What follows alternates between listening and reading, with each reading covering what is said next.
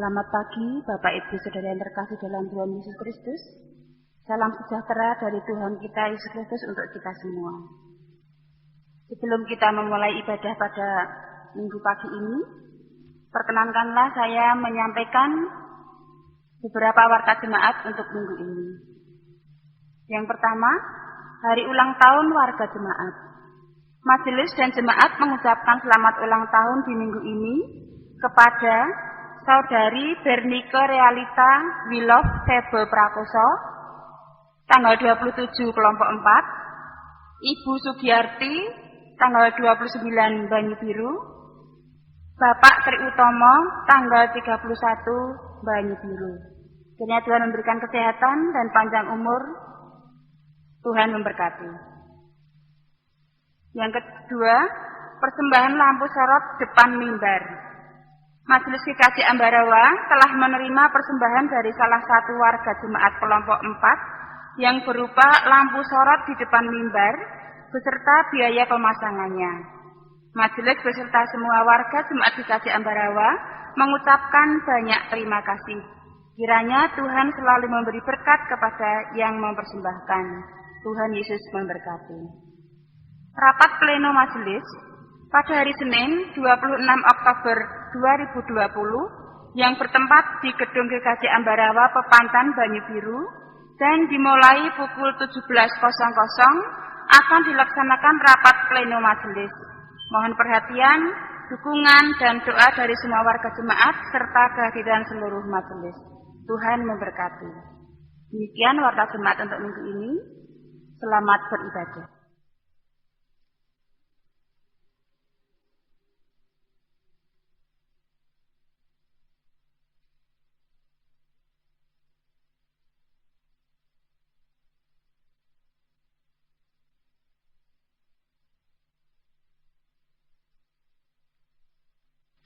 Tema ibadah minggu tanggal 25 Oktober 2020, mewarisi dan mewariskan kasih. Jemaat saya undang untuk berdiri. Kita akan memulai ibadah dengan menyanyikan pujian Kidung Jemaat 451, Bila Yesus Berada di Tengah Keluarga.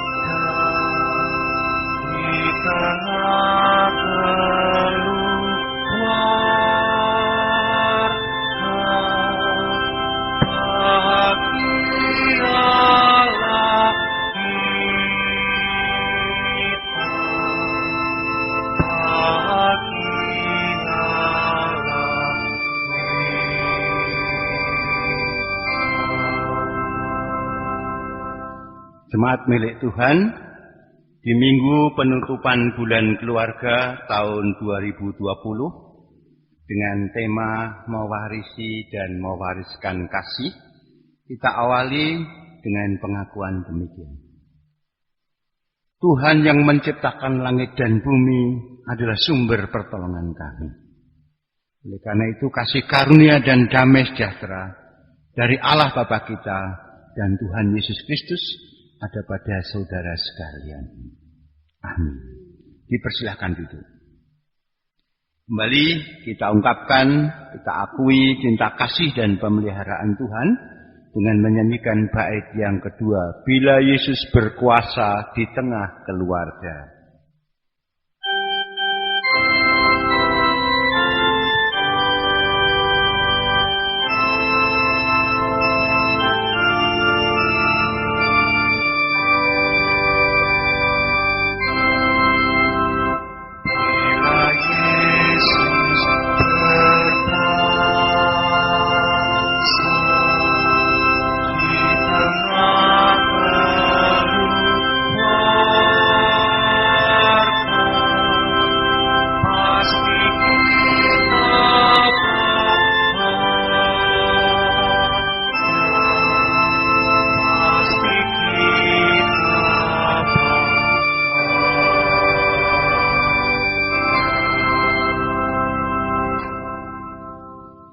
Bapak Ibu Saudara, kita akan menerima firman Tuhan dalam hukum kasih yang terdapat dalam Matius 22 ayat 37 sampai 40.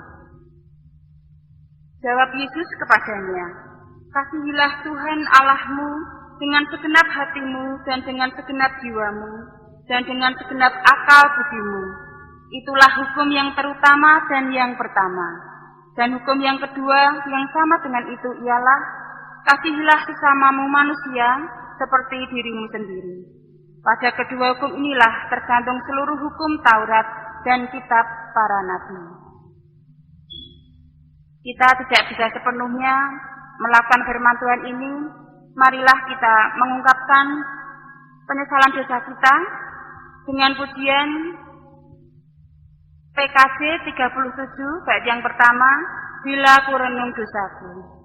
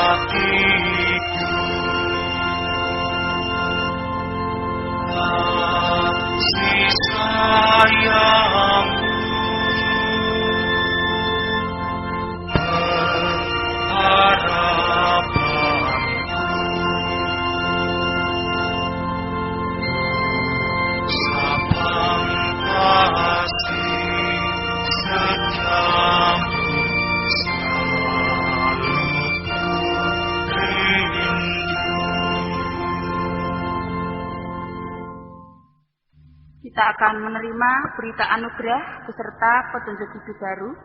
Berita anugerah diambilkan dari Ulangan 34 ayat 1 sampai 12.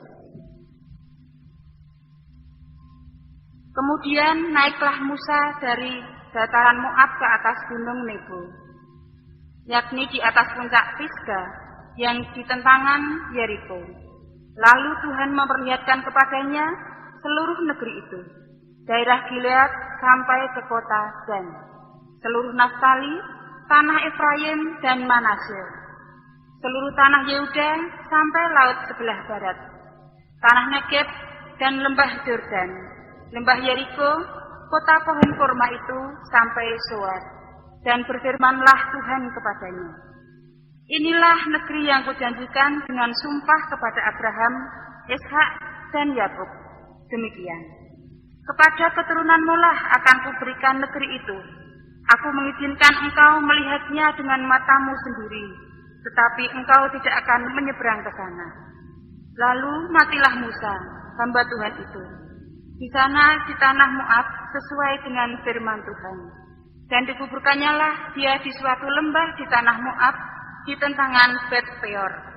Dan tidak ada orang yang tahu kuburnya sampai hari ini. Musa berumur 120 tahun ketika ia mati. Matanya belum kabur dan kekuatannya belum hilang. Orang Israel menangisi Musa di dataran Moab 30 hari lamanya. Maka berakhirlah hari-hari tangis perkabungan karena Musa itu. Dan Joshua bin Nun penuh dengan roh kebijaksanaan, sebab Musa telah meletakkan tangannya ke atasnya. Sebab itu orang Israel mendengarkan dia dan melakukan seperti yang diperintahkan Tuhan kepada Musa. Seperti Musa yang dikenal Tuhan dengan berhadapan muka, tidak ada lagi nabi yang bangkit di antara orang Israel. dalam hal segala tanda dan mukjizat yang dilakukannya atas perintah Tuhan di tanah Mesir terhadap Firaun dan terhadap semua pegawainya dan seluruh negerinya. Dan dalam hal segala perbuatan kekuasaan dan segala kedahsyatan yang besar yang dilakukan Musa di depan seluruh orang Israel. Sedangkan petunjuk hidup baru diambil dari 1 Tesalonika 2 ayat 1 sampai 8. 1 Tesalonika 2 ayat 1 sampai 8. Kamu sendiri pun memang tahu, saudara-saudara, bahwa kedatangan kami di antaramu tidaklah sia-sia. Tetapi sungguh pun kami sebelumnya, seperti kamu tahu, telah dianiaya dan dihina di Filipi. Namun dengan pertolongan Allah kita, kami beroleh keberanian untuk memberitakan Injil Allah kepada kamu dalam perjuangan yang berat. Sebab nasihat kami tidak lahir dari kesesatan atau dari maksud yang tidak murni dan juga tidak disertai tipu daya. Sebaliknya, karena Allah telah menganggap kami layak untuk mempercayakan Injil kepada kamu. Karena itulah kami berbicara, bukan untuk menyukakan manusia, melainkan untuk menyukakan Allah yang menguji hati kita. Karena kami tidak pernah bermulut manis, hal itu kamu ketahui, dan tidak pernah mempunyai maksud loba yang tersembunyi. Allah adalah saksi. Juga tidak pernah kami mencari pujian dari manusia, baik dari kamu maupun dari orang-orang lain. Sekalipun kami dapat berbuat demikian sebagai rasul-rasul Kristus. Tetapi kami berlaku ramah di antara kamu, sama seperti seorang ibu mengasuh dan merawati anaknya. Demikianlah kami, dalam kasih sayang yang besar akan kamu, bukan saja rela membagi Injil Allah dengan kamu, tetapi juga hidup kami sendiri dengan kamu, karena kamu telah kami kasihi. Demikian berita anugerah beserta petunjuk hidup baru dari Tuhan. Kita akan menyanggupi dengan nyanyian kesanggupan Kidung Jemaat 53, ayat yang pertama, Tuhan Allah telah berfirman.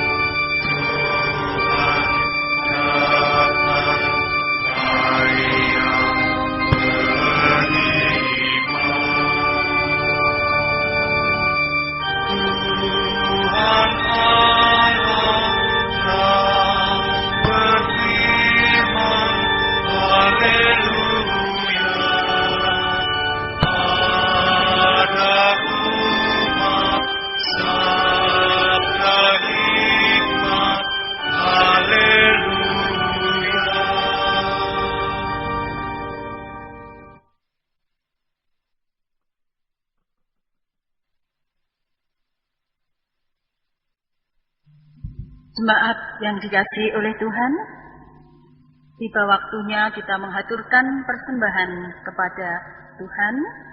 Adapun dasar untuk persembahan ini dengan ayat pengantar yang diambil dari Mazmur 90 ayat 1 sampai 6 dan 13 sampai 17. Mazmur 90 ayat 1 sampai 6. Allah tempat perlindungan yang kekal. Doa Musa abdi Allah.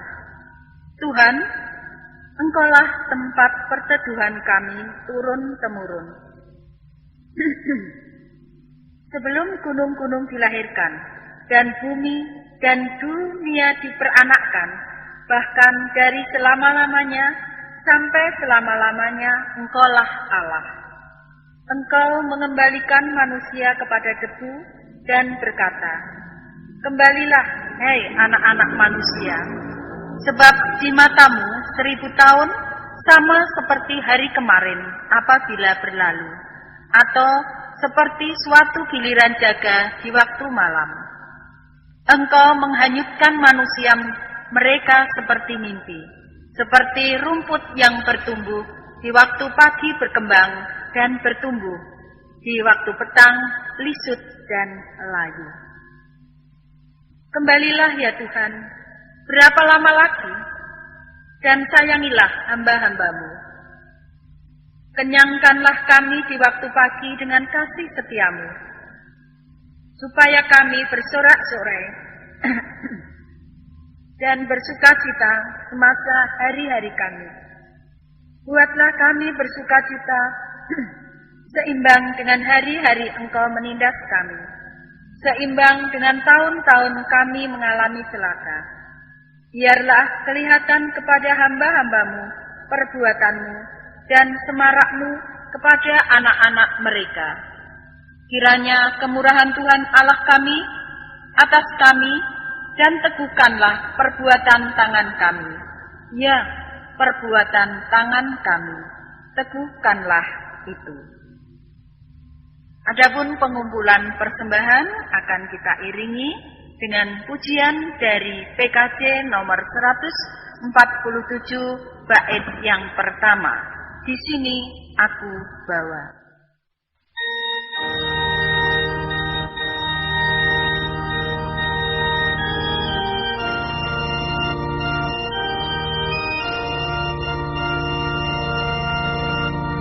Di sini aku bawa Tuhan, persembahan hidupku semoga berapalah nilainya Tuhan dibandingkan benarmu yang telah dimakan. Terimalah Tuhan, oh terimalah Tuhan. Bapak Ibu Saudara yang terkasih, mari kita bangkit berdiri, kita aturkan persembahan ini ke hadapan Tuhan. Ya Allah Bapa di dalam tahta kerajaan surga, yang maha mulia, maha kasih dan maha murah. Karena kasih dan kemurahan-Mu lah ya Tuhan, maka Tuhan melimpahkan segala berkah ke dalam hidup kami, sepanjang hari, sepanjang waktu, sehingga kami bisa menjalani aktivitas kami dari hari lepas hari. Dan Tuhan, pada kesempatan pagi yang indah ini di hari Minggu, kami bersama-sama untuk beribadah, berbakti kepada Tuhan. Itu juga karena berkat Tuhan yang melimpah kepada kami, yaitu berkat kesehatan. Dan berkat apapun juga yang telah Tuhan limpahkan kepada kami mengaturkan puji syukur dan terima kasih. Dan teristimewa Tuhan, pada kesempatan ini kami dapat mengaturkan persembahan yang kami ambilkan dari berkat Tuhan yang melimpah di dalam kehidupan kami. Tuhan, meskipun persembahan ini hanya sedikit dan tidak berarti, namun kami yakin dan percaya Tuhan akan mensucikan persembahan ini, sehingga boleh menjadikan sarana di dalam kami memuliakan nama Tuhan. Dan Tuhan berkati kami yang mengelola persembahan apapun juga ya Tuhan, semuanya itu hanya untuk kemuliaan nama Tuhan saja. Dan Bapa, pada kesempatan hari ini juga kami akan mendengarkan sabda firman Tuhan yang akan disampaikan oleh Bapak Pendeta Setia Utomo. Kiranya Tuhan, firman Tuhan ini termeteraikan di dalam hati kami boleh melakukan di dalam kehidupan kami sehari-hari, dan taburan firman Tuhan ini menguatkan iman kami di tengah-tengah kehidupan kami. Dan Tuhan hadir di tengah-tengah kami, menyertai di dalam kami mendengarkan sabda firman Tuhan. Terima kasih ya Tuhan, mohon ampun atas segala dosa dan kesalahan kami di dalam kami mengaturkan persembahan ini. Dan kiranya doa yang tidak sempurna ini Tuhan, hanya kami naikkan di dalam nama Putra-Mu yang tunggal, Tuhan kami Yesus Kristus sebagai juru selamat kami yang hidup dan kekal. Terima kasih ya Tuhan. Amin. Jemaat kekasih Tuhan Yesus Kristus, bacaan Injil kita terima melalui Injil Matius 22 ayat 34 sampai dengan 46. Injil Matius 22 ayat 34 sampai dengan 46. Ketika orang-orang Farisi mendengar bahwa Yesus telah membuat orang-orang Saduki itu bungkam, berkumpullah mereka, dan seorang dari mereka, seorang ahli Taurat, bertanya untuk mencobai dia. Guru, hukum manakah yang terutama dalam hukum Taurat? Jawab Yesus kepadanya, kasihlah Tuhan Allahmu dengan segenap hatimu dan dengan segenap jiwamu dan dengan segenap akal budimu. Itulah hukum yang terutama dan yang pertama. Dan hukum yang kedua yang sama dengan itu ialah kasihilah sesamamu manusia seperti dirimu sendiri. Pada kedua hukum inilah tergantung seluruh hukum Taurat dan kitab para nabi. Ketika orang-orang Farisi sedang berkumpul, Yesus bertanya kepada mereka, katanya, apakah pendapatmu tentang Mesias? Anak siapakah dia? Kata mereka kepadanya, anak Daud.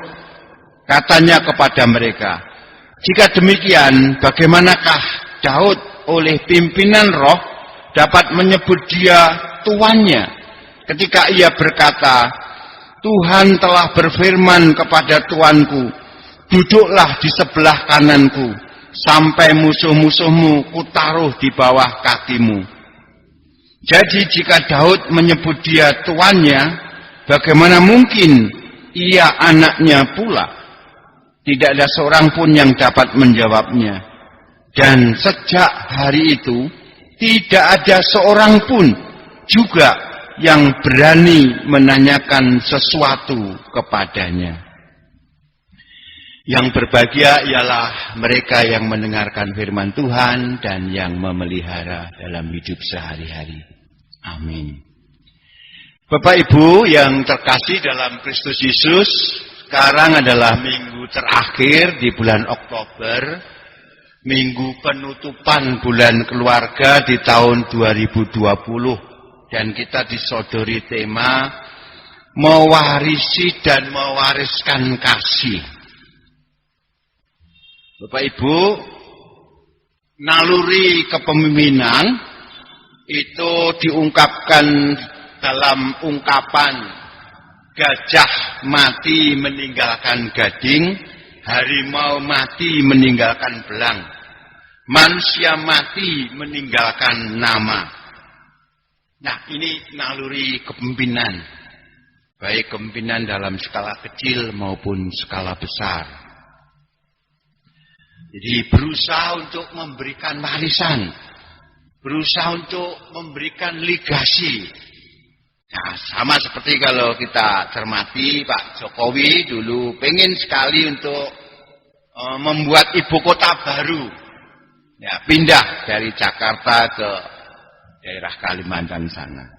Tapi karena pandemi mungkin agak ditunda. Nah, kita kenal juga Pak Jokowi dikenal mewariskan infrastruktur. Jalan-jalan tol luar biasa dibangun di mana-mana. Bahkan kita mengenal ada tol laut dan sebagainya. Nah, sekarang yang dianggap oleh para pengamat politik melalui Omnibus Law ini juga warisan yang ingin diberikan, legasi yang ingin diberikan oleh Pak Jokowi. Di pada saat ini Bapak Ibu, bacaan-bacaan kita mau mengajak kita tidak hanya berhenti, oh yang penting kebutuhanku tercapai, kepentinganku tercapai, kepuasanku tercapai. Tidak hanya berhenti di situ. Bacaan-bacaan kita mengingatkan bahwasannya hidup manusia itu pada dasarnya abadi. Ada sesuatu kenangan yang akan diberikan. Apapun juga yang kita kerjakan, yang kita lakukan, bahkan kata-kata kita, itu sesuatu yang sangat penting. Dan itu akan punya dampak, mempengaruhi dan membentuk masa depan kita. Nah, ini jarang kita sadari. Jadi seorang leader itu selalu berpikir, kira-kira dampaknya tidak hanya dampak jangka pendek, jangka menengah, tapi jangka panjang. Apa kira-kira dampaknya bagi orang?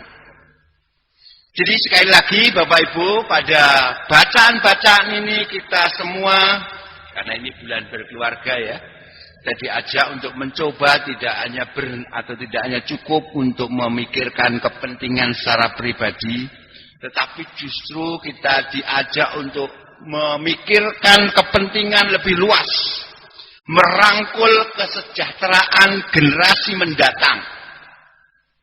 Jadi kita diharapkan mampu untuk melakukan sesuatu yang indah, yang bisa bertahan lama, yang bisa dikenang. Jadi mungkin durasi pengenangannya mungkin bisa 2 generasi, 3 generasi setelah kita. Jangan hanya berhenti, setelah meninggal tidak ada kenangan, tidak ada legasi, tidak ada warisan yang kita berikan.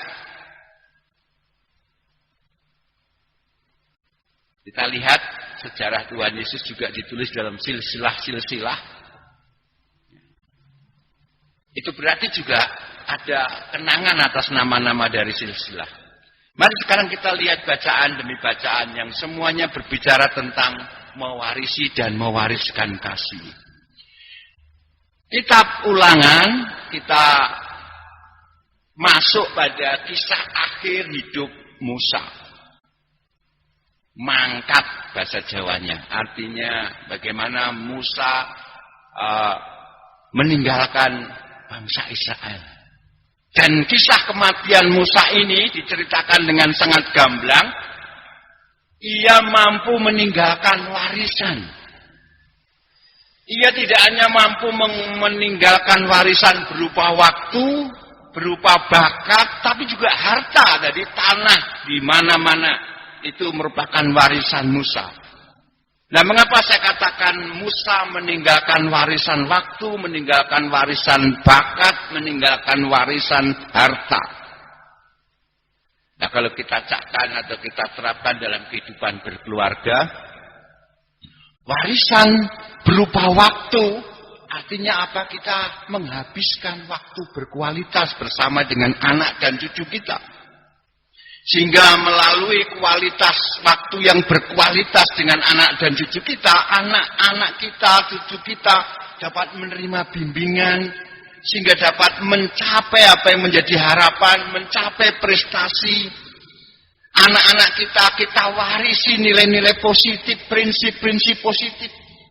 Sehingga anak kita juga bisa diubah hidupnya.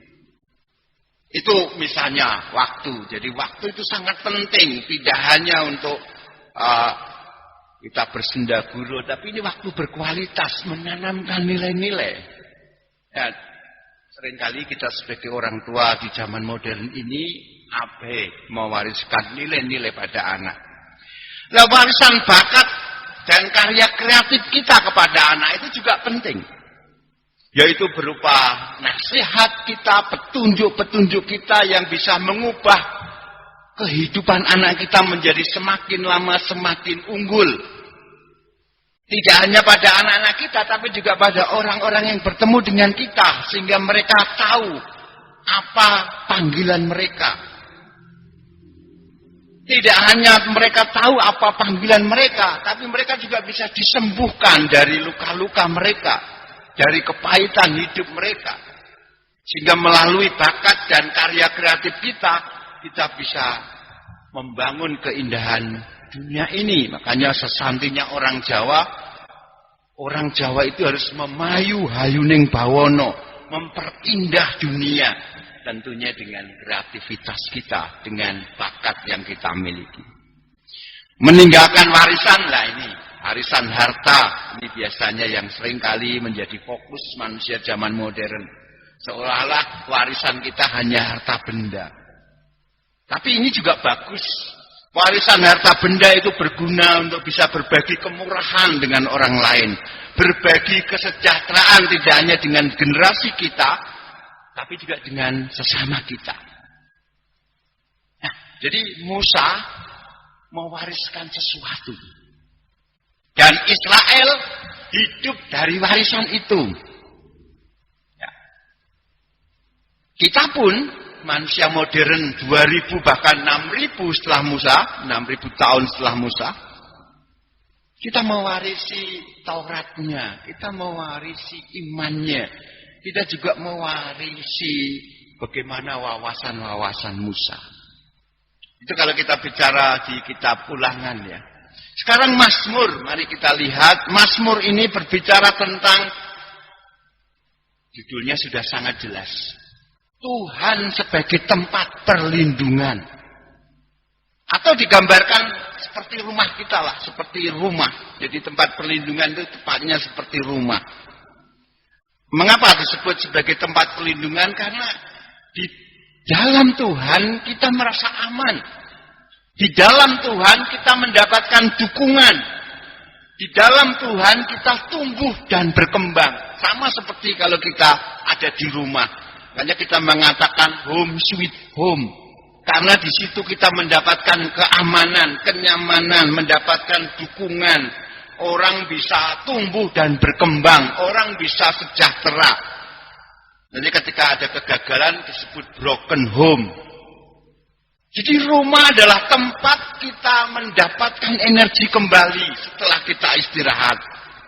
Rumah adalah tempat di mana kita bisa beristirahat dengan nyaman. Kita bisa memperoleh kekuatan kembali untuk bisa berkarya di tengah-tengah dunia. Untuk mengasihi dan merangkul dunia. Jadi Allah dikatakan sebagai rumah kita, sebagai tempat perlindungan. Ini sungguh menginspirasi kehidupan kita. Sekali lagi, Allah adalah tempat perlindungan. Tempat di mana kita berani melakukan sesuatu yang berisiko. Orang salah di rumah itu tidak terlalu berisiko besar. Tidak perlu malu banget-banget kalau salah di rumah. Berbeda kalau di luar rumah. Itu mengandung risiko besar. Jadi kalau kita di rumah, kalau anak kita salah, ya terimalah anak kita salah. Karena justru try and error itu pertama-tama dilakukan di rumah. Ya, jadi jangan rumah kita itu seolah-olah tidak menjadi tempat di mana anak bertumbuh. Jadi di rumah kita menciptakan bakat, menciptakan karya bagi anggota keluarga. Dan di rumah kita tetap diterima, kita tetap diteguhkan, kita tetap merasa dikasihi. Jadi semua kita membutuhkan rumah seperti itu. Tidak hanya di masa-masa pandemi sekarang ini. Tidak hanya di masa-masa krisis. Jadi di rumah kita bisa menghadapi berbagai macam perkara dengan tenang, dengan damai. Itu bacaan dari Mazmur. Mari sekarang kita belajar dari surat Tesalonika. Satu kata, satu kalimat yang penting dalam surat Tesalonika adalah Paulus menyebut atau berbicara tentang usaha menyenangkan hati Tuhan daripada menyenangkan manusia. Nah, terima kasih. Paulus menunjukkan bahwasanya upaya menyenangkan hati Tuhan itu berarti membiarkan Tuhan menentukan setiap nilai dan perilaku kita. Jadi kalau kita ingin menyenangkan ya, kita sesuaikan nilai-nilai hidup kita, kita sesuaikan perilaku-perilaku kita dengan apa yang dikehendaki oleh Tuhan. Ini yang disebut dengan menyenangkan hati Tuhan. Dalam konteks jemaat Tesalonika disebut oleh Rasul Paulus, jemaat di Tesalonika sudah menunjukkan pengabdiannya kepada Tuhan secara nyata. Jemaat di Tesalonika telah mampu menunjukkan kemampuannya untuk mampu menundukkan ego mereka. Seperti minggu kemarin, ketika saya mengupas bacaan dalam kitab Tesalonika, jemaat di Tesalonika telah melakukan sesuatu yang indah. Yaitu apa? Mereka menjadi jemaat teladan, pionir di dalam mengasihi jemaat di Yerusalem. Sehingga nama jemaat di Tesalonika selalu dibawa-bawa oleh Paulus ketika berkunjung ke kota-kota yang lain. Nah, bagian terakhir dari Tesalonika ini berisi kesaksian Rasul Paulus. Dia juga berusaha menjadikan hidupnya sebagai hadiah untuk orang lain. Hidupnya berkontribusi bagi orang lain, bagi keindahan hidup bersama. Berusaha menerima dan memberi kasih dalam setiap pertemuan. Berusaha menyembuhkan setiap orang.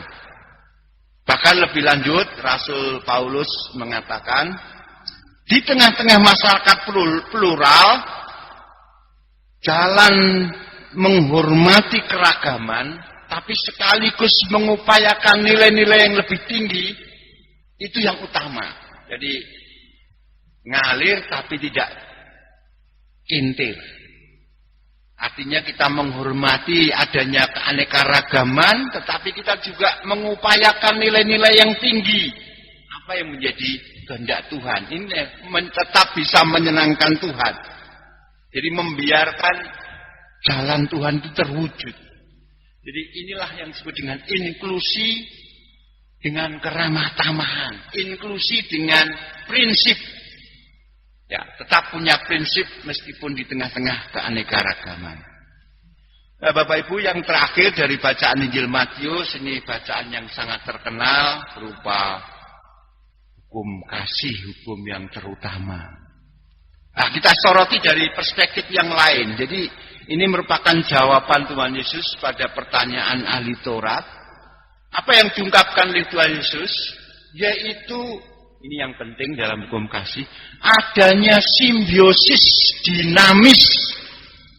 Simbiosis mutualisme yang dinamis.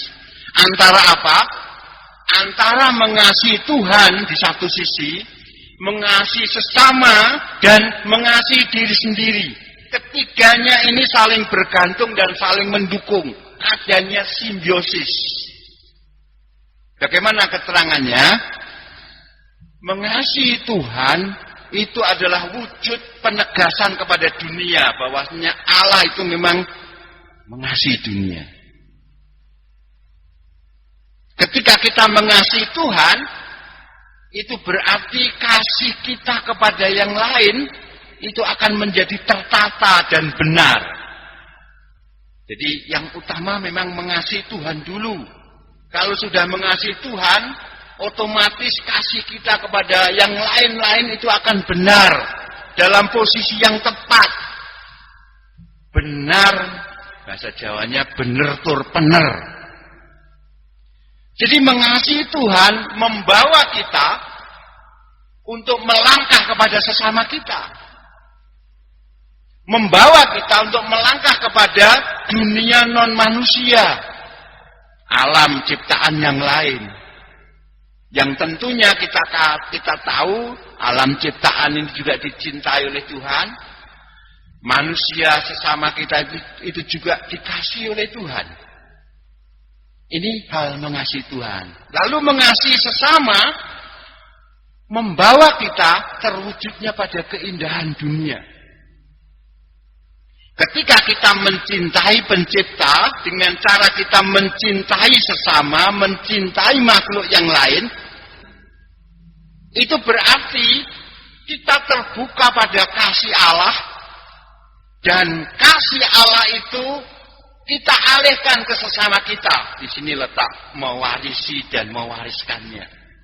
Jadi tidak hanya kita mampu untuk mewarisi, tapi kita juga mampu untuk meneruskan, mewariskan.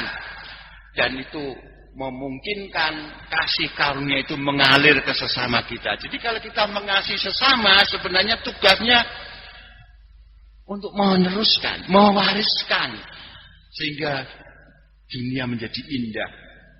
Sehingga kita menjadi Kristus-Kristus kecil yang punya komitmen untuk kebaikan dan kesejahteraan sesama kita. Nah, ini kasih pada Allah, kasih pada sesama. Sekarang bagaimana kasih dengan diri sendiri? Lah, Bapak Ibu yang terkasih, kasih pada diri sendiri yang otentik, yang sehat, yang benar adalah membuat kasih dan energi kasih itu berkelanjutan. Kita tentu bisa mengasihi kalau kita sehat.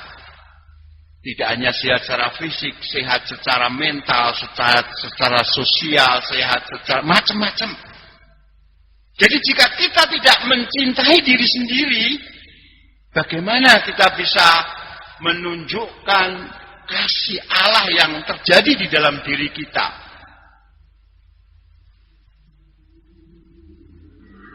Kasih kepada diri sendiri juga membawa semangat dan kegembiraan kita di dalam kita mengasihi sesama, mengasihi ciptaan yang lain, bahkan untuk memuji dan memuliakan Allah. Jadi Bapak Ibu, kita semua dipanggil untuk mengasihi diri sendiri sama seperti Tuhan mengasihi kita. Dan juga untuk mengasihi orang lain dengan semangat Tuhan mengasihi orang lain itu. Jadi Bapak Ibu, cinta yang sejati itu tidak sempit, tidak hanya dibatasi secara vertikal, secara horizontal, tapi juga secara ke dalam. Cinta yang otentik, kasih yang otentik itu memperluas tidak hanya kepentingan pribadi, tetapi berpikir, berinvestasi untuk masa depan. Sama seperti tadi, gajah meninggalkan gading, harimau meninggalkan belang, kita semua meninggalkan nama. Demikian juga anak-anak kita, cucu kita tentunya juga akan mengenang, akan mewarisi sesuatu pada diri kita. Kasih itu akan membawa kita untuk melampaui diri kita, tidak hanya berfokus pada diri sendiri. Inilah naluri kepemimpinan, naluri memberi warisan. Hendaknya ini berlaku di tengah-tengah keluarga kita. Amin. Saat teduh untuk bicara.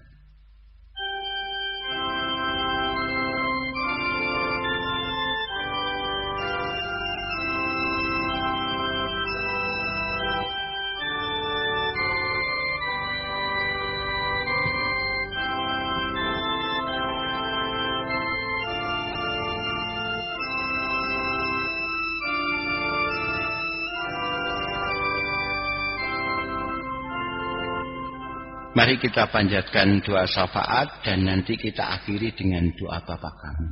Mari kita berdoa. Bapa Surgawi, puji dan syukur karena kami boleh mengakhiri bulan berkeluarga di tahun 2020.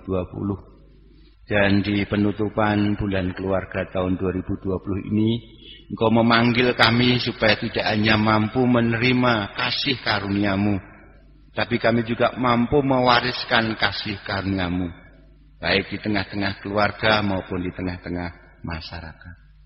Oleh karena itu ya Bapa, layakkan dan berkatilah hidup kami, sehingga keluarga kami juga dapat merasakan kasih karunia-Mu secara nyata.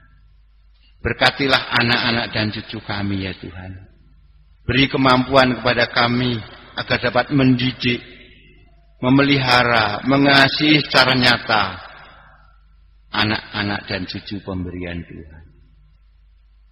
Bapa, pada kesempatan yang indah ini kami juga menyerahkan hidup bersama kami di tengah-tengah gereja, juga di tengah-tengah masyarakat. Tuhan berkati para pemimpin gereja dan pemimpin masyarakat kami. Tuhan pakai apa yang mereka kerjakan Tuhan pakai pelayanan-pelayanan mereka, sehingga kehidupan kami di masyarakat, demikian pula kehidupan kami di gereja, sungguh dapat menikmati cinta kasih-Mu melalui pelayanan para pemimpin-pemimpin kami.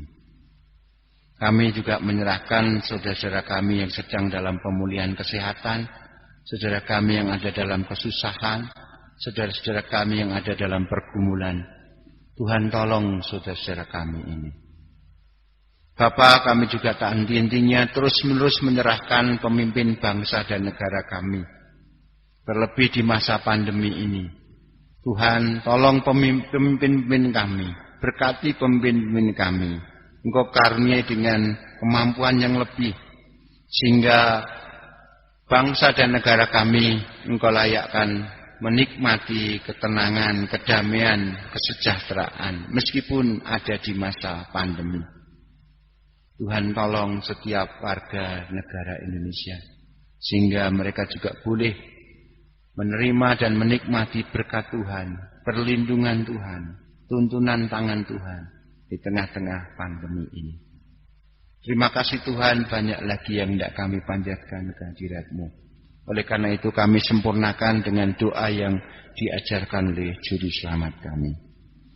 Bapa kami yang di surga, dikuduskanlah nama-Mu, datanglah kerajaan-Mu, jadilah kehendak-Mu di bumi seperti di surga. Berikanlah kami pada hari ini makanan kami yang secukupnya, dan ampunilah kami akan kesalahan kami, seperti kami juga mengampuni orang yang bersalah kepada kami. Dan janganlah membawa kami ke dalam pencobaan, tapi lepaskanlah kami daripada yang jahat. Karena Engkau-lah yang punya kerajaan dan kuasa dan kemuliaan sampai selama-lamanya. Amin. Kami undang untuk bangkit berdiri. Mari kita nyanyikan nyanyian pengutusan dengan kidung Jemaat 408. Di jalanku ku diiring oleh Yesus.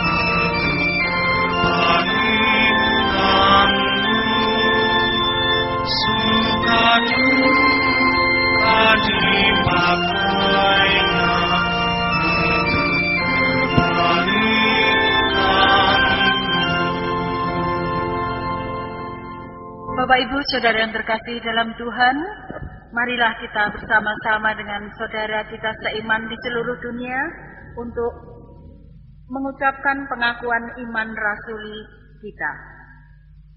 Aku percaya kepada Allah Bapa yang Maha Kuasa, Khalik langit dan bumi, dan kepada Yesus Kristus, anaknya yang tunggal Tuhan kita, yang dikandung daripada Roh Kudus, lahir dari anak darah Maria, yang menderita di bawah pemerintahan Pontius Pilatus, disalibkan, mati dan dikuburkan, turun ke dalam kerajaan maut. Pada hari yang ketiga, bangkit pula dari antara orang mati, naik ke surga, duduk di sebelah kanan Allah, Bapa yang Maha Kuasa, dan akan datang dari sana untuk menghakimi orang yang hidup dan mati. Aku percaya kepada Roh Kudus, gereja yang kudus dan am, persekutuan orang kudus, pengampunan dosa, kebangkitan daging, dan hidup yang kekal. Jemaat milik Tuhan, mari bulan keluarga ini tetap menggema di dalam kehidupan kita di sepanjang tahun 2020 sampai Oktober 2021. Kita warisi kasih karunia, kita wariskan kasih karunia Allah. Dan terimalah berkat Allah. kasih karunia Tuhan Yesus Kristus dan kasih Allah serta persekutuan Roh Kudus menyertai saudara sekalian. Amin. Bait yang ketiga, di jalanku nyata sangat.